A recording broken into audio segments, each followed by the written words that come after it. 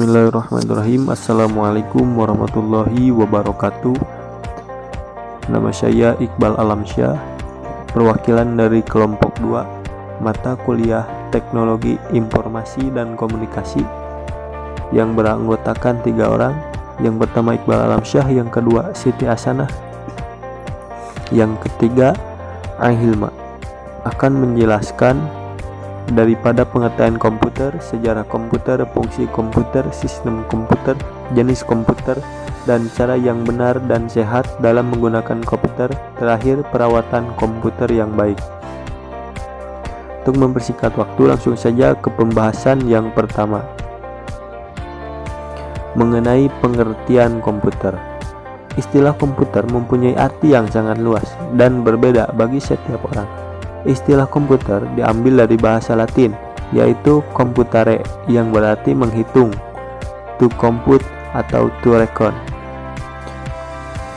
Menurut Blismer 1985, komputer adalah suatu alat elektronik yang mampu melakukan beberapa tugas, yaitu menerima input, memproses input sesuai dengan instruksi yang diberikan. Sedangkan menurut Sanders 1985, komputer adalah sistem elektronik untuk memanipulasi data yang cepat dan tepat serta dirancang dan diorganisasikan supaya secara otomatis menerima dan menyimpan data input. Untuk selanjutnya, dari definisi tersebut terdapat 3 istilah penting, yaitu input atau data, terus pengolahan data, dan informasi, yaitu output.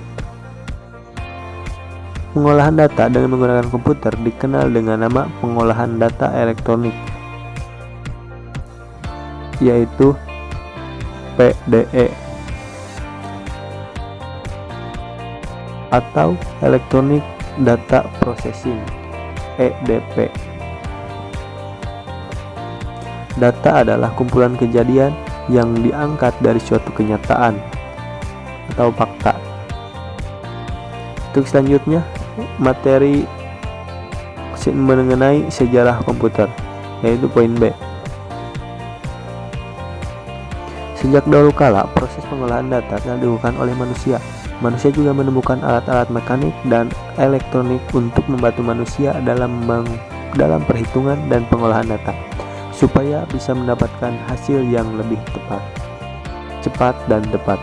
Dari sejak zaman purba sampai saat ini bisa digolongkan ke dalam 4 golongan besar.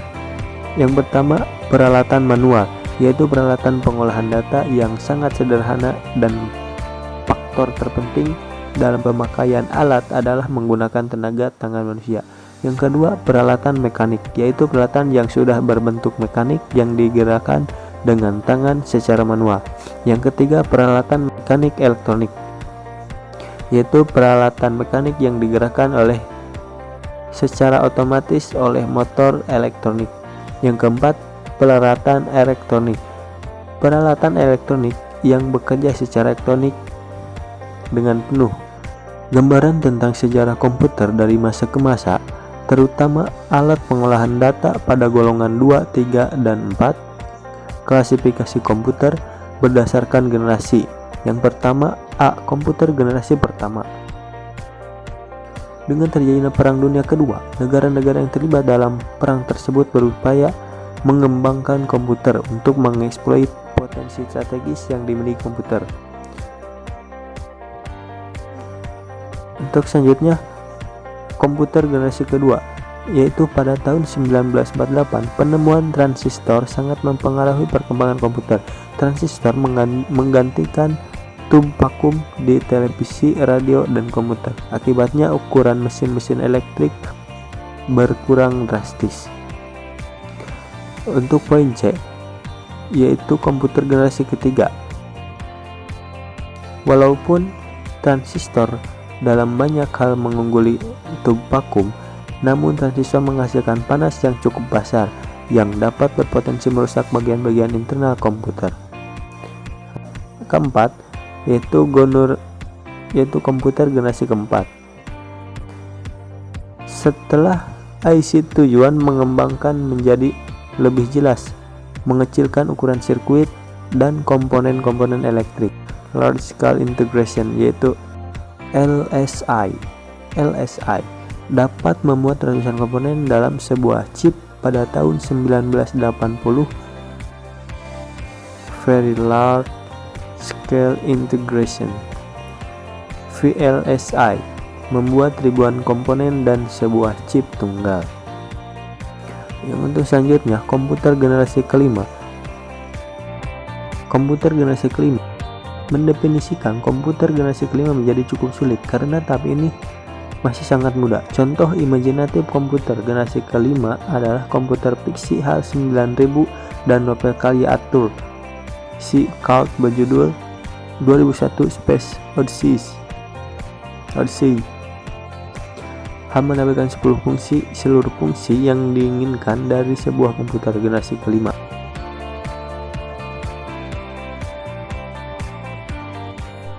Yang selanjutnya yaitu fungsi komputer. Komputer yang kita kenal sekarang tentu berbeda dengan saat pertama kalinya ditemukan dulu. Seorang ahli mekanik bernama Carlos Babbage adalah yang pertama kali menemukan konsep tentang komputer mekanik pertama, tepatnya pada awal abad ke-19, yaitu sekitar tahun 1830-an. Sehingga beliau mendapat julukan Bapak Komputer. Setiap orang yang ditanyai fungsi komputer tentu memiliki jawaban yang berbeda. Ada yang menggunakan komputer sebagai media untuk berkomunikasi, ada yang memakainya untuk memudahkan pekerjaannya, ada yang memakainya untuk belajar, untuk kegiatan bisnis, dan juga sebagai sarana hiburan, contohnya untuk bermain game. Namun sebenarnya komputer memiliki 4 fungsi utama, yaitu yang pertama input, yaitu menerima data atau informasi dari sumber luar. Contoh paling mudah dari fungsi ini adalah informasi dari ketikan keyboard atau klik mouse. Komputer juga bisa mendapatkan informasi dari peralatan lain atau komputer lain. Yang kedua, processing. Yang diproses adalah berbagai macam data dan informasi yang diberikan oleh perangkat input. Kemudian, data yang tersimpan dalam memori internal akan diproses untuk menghasilkan informasi baru yang nantinya akan dikirim oleh perangkat output. Yang ketiga, ada output. Setelah diproses, informasi yang dihasilkan akan menjalankan fungsi output. Hasilnya akan tersedia untuk digunakan oleh pengguna atau perangkat lainnya. Contoh dari perangkat output adalah monitor komputer, printer, dan speaker. Perangkat tersebut yang menyajikan output dari komputer untuk dimanfaatkan oleh pengguna atau perangkat lain.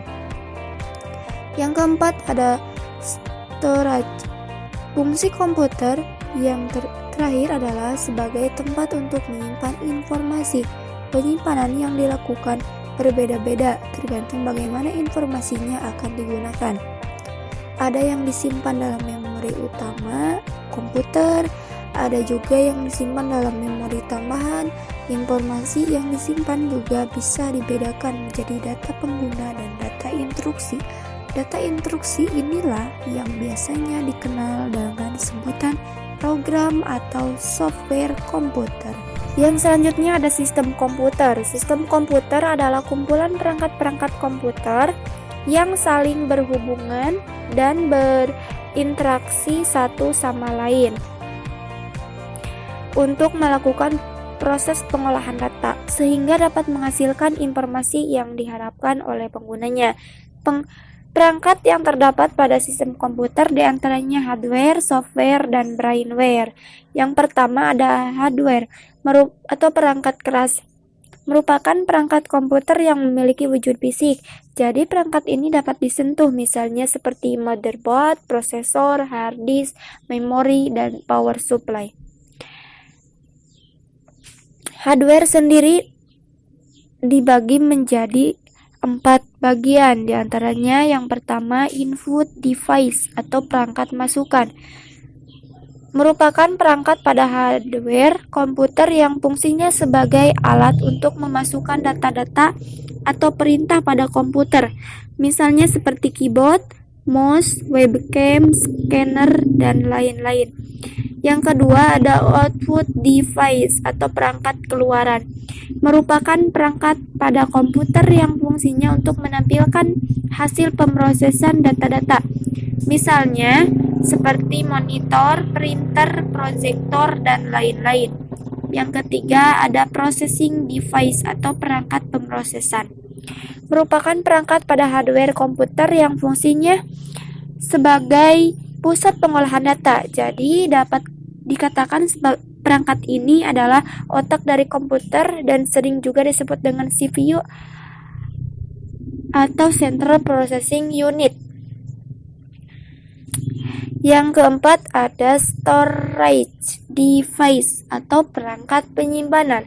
CPU juga dilengkapi dengan alat penyimpanan data. Terdapat alat penyimpanan data dengan kapasitas yang lebih besar sebagai alat penyimpanan utamanya, yang biasanya disebut dengan hard disk. Jadi kita dapat menyimpan dan menghapus data sesuai dengan keinginan kita. Yang kedua ada software atau perangkat lunak. Software diartikan juga sebagai perangkat lunak. Jadi perangkat ini tidak memiliki bentuk fisik seperti hardware. Software dapat diartikan juga sebagai suatu kumpulan dan elektronik yang tersimpan dan diatur oleh komputer. Bisa berupa program ataupun koneksi untuk menjalankan berbagai macam instruksi perintah. Software dibedakan menjadi beberapa macam. Yang pertama, operating system atau sistem operasi. Sistem operasi komputer merupakan program dasar pada komputer yang umumnya berfungsi untuk menghubungkan pengguna dengan hardware. Yang kedua, ada program aplikasi atau application program. Program aplikasi merupakan perangkat lunak yang siap untuk dipakai. Program aplikasi digunakan untuk membantu pekerjaan pengguna komputer dalam mengolah berbagai macam data. Misalnya seperti Microsoft Excel, Microsoft Word, Microsoft Access, Photoshop, Chrome, Mozilla, dan lain-lain. Yang ketiga ada utility program atau program tambahan. Merupakan program lunak yang fungsinya untuk menjalankan tugas-tugas tambahan.